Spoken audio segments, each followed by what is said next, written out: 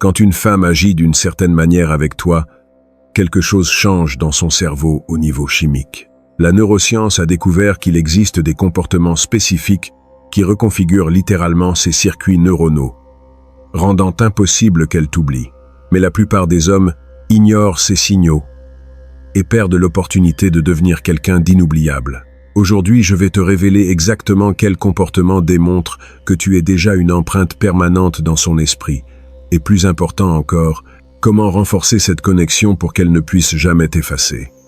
Mets un like à cette vidéo, parce que ce qui vient va changer complètement ta façon de comprendre l'attraction féminine. La neuroscience de l'attachement a révélé quelque chose de fascinant. Quand une femme développe une connexion profonde avec toi, son cerveau commence à produire 3 neurotransmetteurs spécifiques en combinaison: dopamine, ocytocine et vasopressine. Cette triade chimique crée ce que les scientifiques appellent un lien d'attachement sûr. Mais voici ce qui est crucial. Cette combinaison ne s'active pas pour n'importe quel homme. Il faut des comportements spécifiques de ta part, qui agissent comme des catalyseurs chimiques dans son cerveau. Machiavel comprenait quelque chose de fondamental sur le pouvoir et la mémoire humaine. Il a écrit que les hommes oublieront plus vite la mort de leur père que la perte de leur patrimoine. Il décrivait, sans le savoir, comment fonctionne la mémoire émotionnelle. Les expériences qui génèrent un impact émotionnel profond se gravent dans l'amygdale cérébrale, créant des souvenirs pratiquement ineffaçables.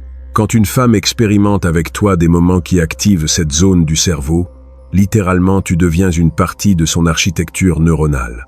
Alors, comment identifies-tu que tu as déjà franchi ce seuil neurologique? Il existe 5 comportements spécifiques qui indiquent que son cerveau t'a déjà classé comme quelqu'un d'irremplaçable. Et le plus puissant, c'est que chacun de ces comportements a une explication scientifique précise que je vais te révéler maintenant même. Le premier comportement est la recherche de ton opinion dans des décisions non pertinentes. Quand elle te demande quelle robe elle devrait porter pour un événement où tu ne vas pas, ou ce qu'elle devrait manger au déjeuner, son cerveau est en train de faire quelque chose d'extraordinaire. Il est en train de t'intégrer dans son processus de prise de décision quotidienne. Les études de neuroimagerie montrent que quand nous pensons à quelqu'un de significatif, pendant que nous prenons des décisions, le cortex préfrontal ventromédian s'active, la même zone qui traite notre identité personnelle. Basiquement, elle est en train de fusionner ta présence avec son sens du moi. Elle ne prend plus de décisions comme un individu séparé. Elle t'a inclus dans sa carte mentale de qui elle est. Le deuxième comportement est la synchronisation inconsciente des horaires. Elle commence à prendre son café à la même heure que toi, même si avant elle, le prenait à un autre moment.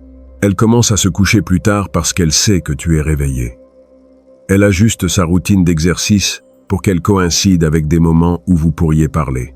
Ce n'est pas un hasard, ni une manipulation consciente. C'est le résultat de l'activation du système de neurones miroirs.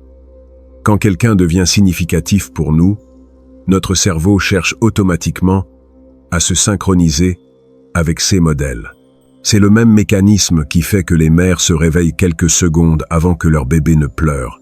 Son cerveau est constamment en train de surveiller ton rythme de vie, essayant de trouver des points d'intersection. Le troisième comportement révèle quelque chose d'encore plus profond.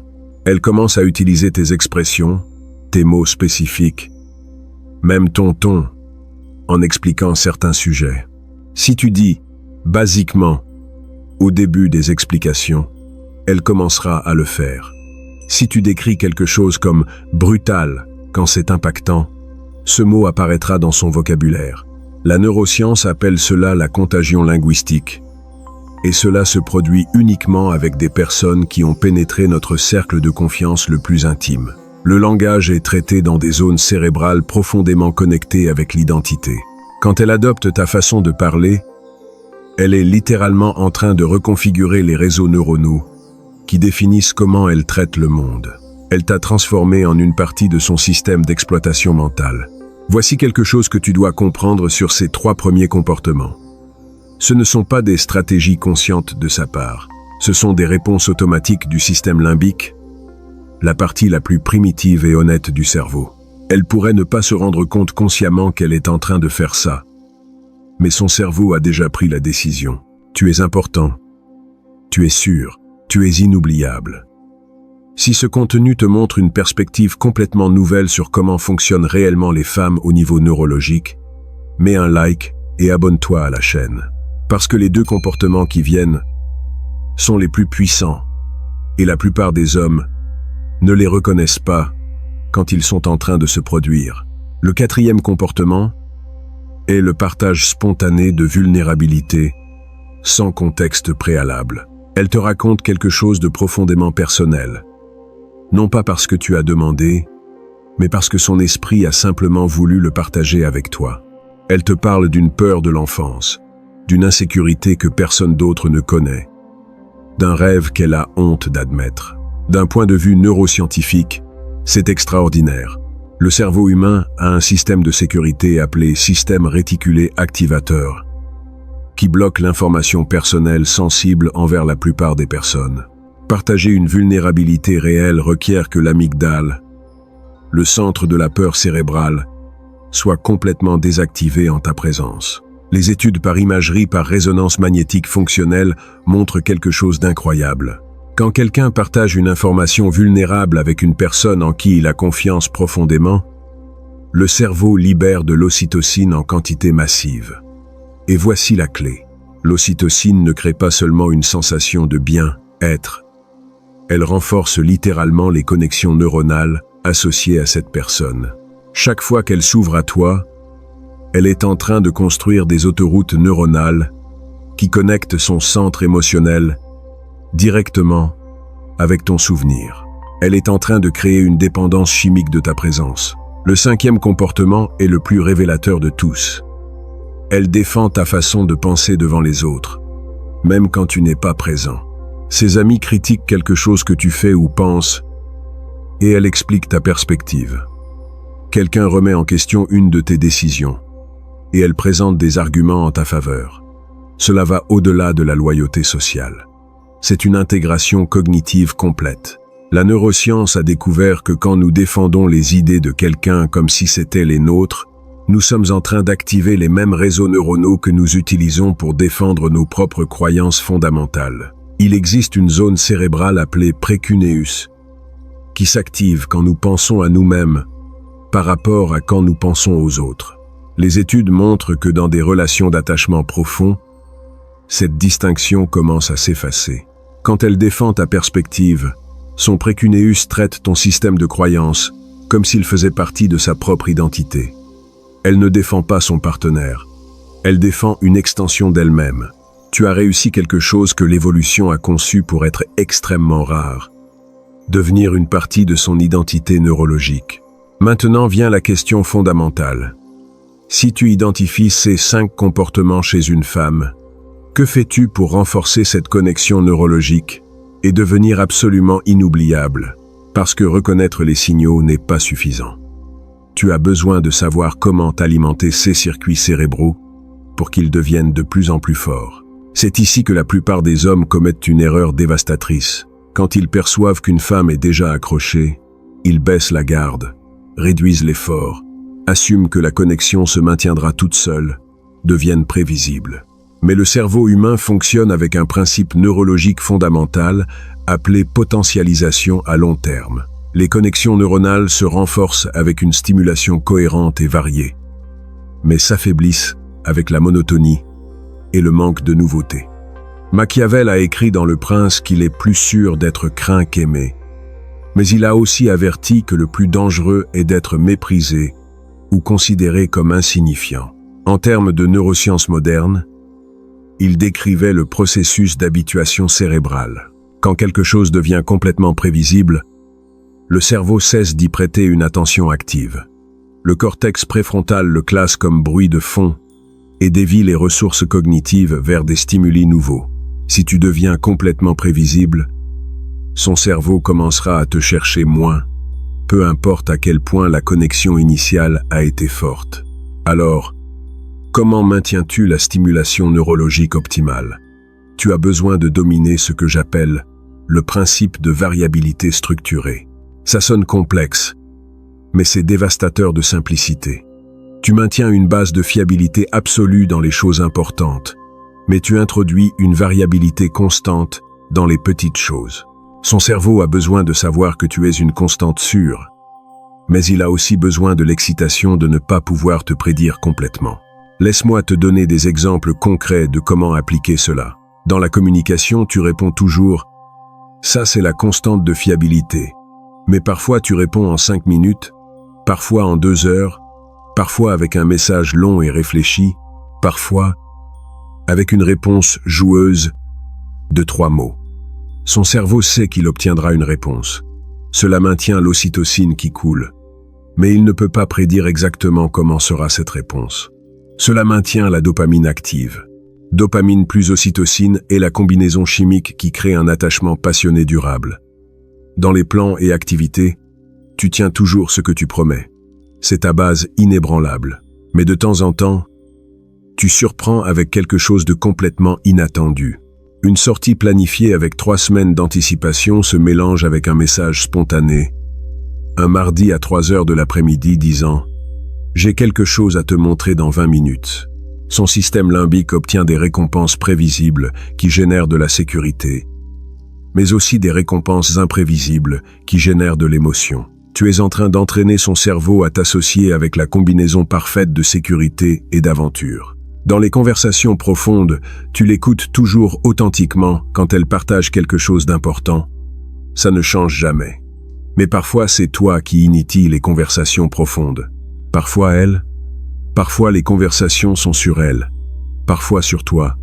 Parfois sur des idées abstraites qui n'ont rien à voir avec aucun des deux. Tu es en train de créer un modèle de connexion émotionnelle fiable, mais avec suffisamment de variations pour que chaque conversation se sente comme un événement unique dans sa mémoire.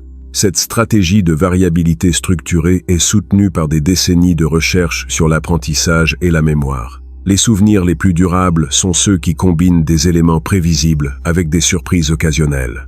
C'est pour cela que nous nous souvenons mieux des histoires avec une structure classique, mais des rebondissements inattendus. Tu es en train de transformer ta relation en un récit que son cerveau ne peut pas arrêter de reproduire. Mais voici la partie la plus sophistiquée. Pour que ces 5 comportements d'elle se maintiennent et s'approfondissent, tu as besoin de comprendre le concept de réciprocité asymétrique. Ça sonne contradictoire, mais c'est la clé. Machiavel comprenait que dans n'importe quelle relation de pouvoir, la générosité doit être stratégique, non proportionnelle. Si tu donnes exactement la même chose que tu reçois, le cerveau le perçoit comme une transaction commerciale. Si tu donnes beaucoup moins, ça génère du ressentiment. Mais si tu donnes de manières inattendues qui ne peuvent pas se quantifier facilement, tu crées ce que les neuroscientifiques appellent une dette émotionnelle positive. Laisse-moi t'expliquer comment cela fonctionne dans la pratique. Elle te raconte une vulnérabilité profonde, le 4e comportement que nous avons identifié. La réponse moyenne serait de partager une vulnérabilité équivalente de ta part. C'est une réciprocité symétrique. Et c'est ennuyeux pour le cerveau. Le coup de maître est de répondre de façon inattendue, non pas avec une autre vulnérabilité de ta part, mais avec une action concrète qui démontre que tu as réellement écouté et compris. Elle te raconte qu'enfant elle avait peur de l'obscurité et que cela lui génère encore de l'anxiété.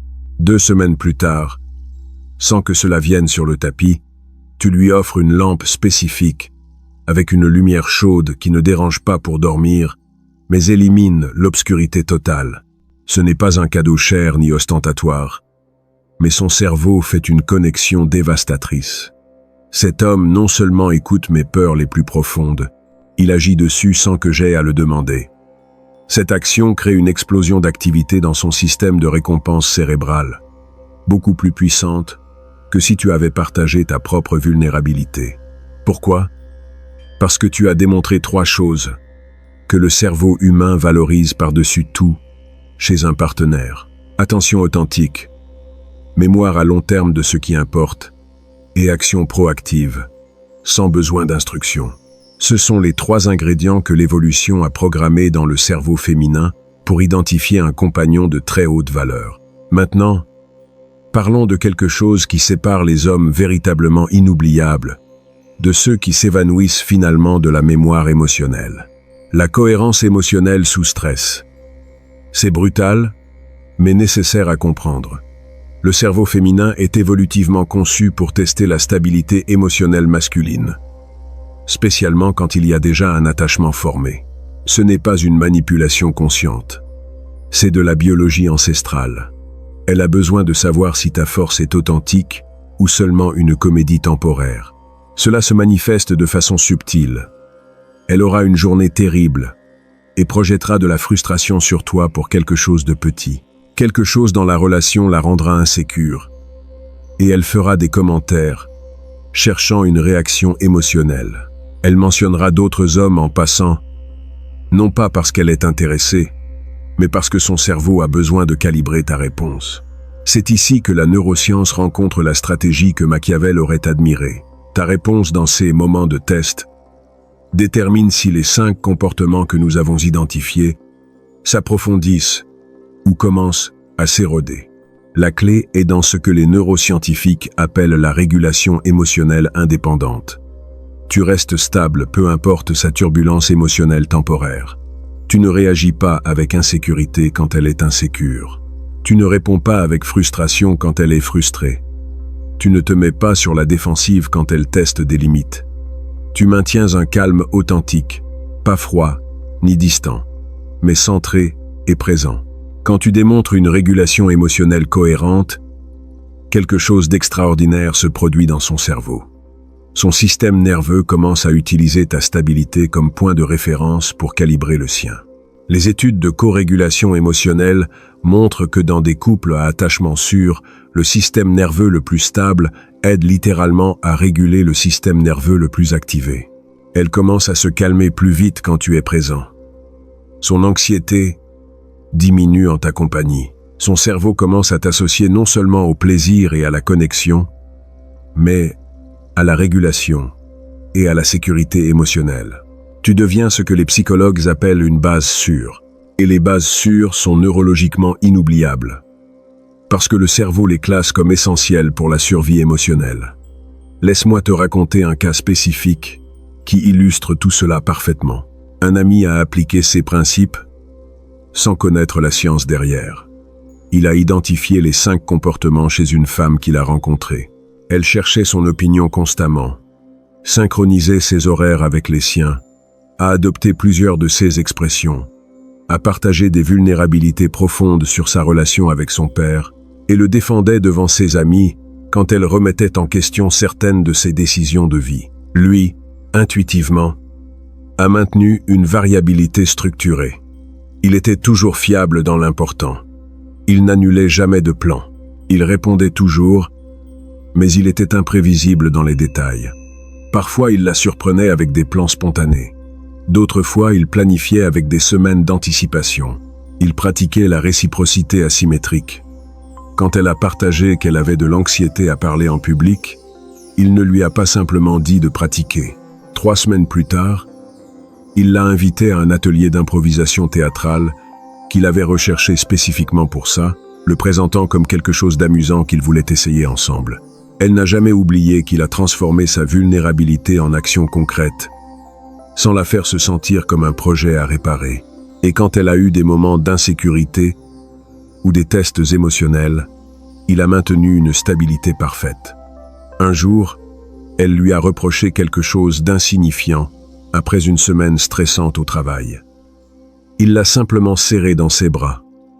Il lui a dit qu'il comprenait que ça avait été une semaine difficile et lui a demandé de quoi elle avait besoin.